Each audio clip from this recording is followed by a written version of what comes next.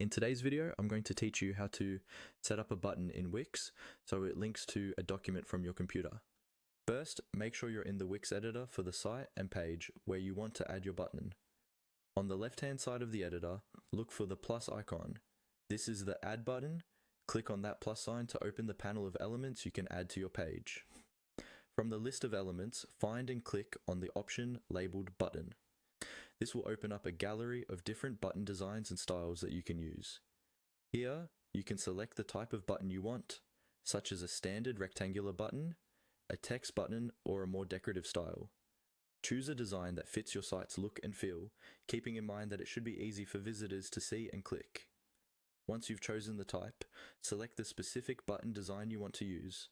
When you click it, Wix will place that button onto your page. You'll see it appear in the editor, usually somewhere near the center of the screen. Next, click directly on the button on your page to select it.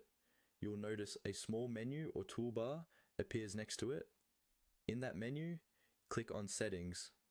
This opens the button settings panel where you can control what happens when someone clicks the button.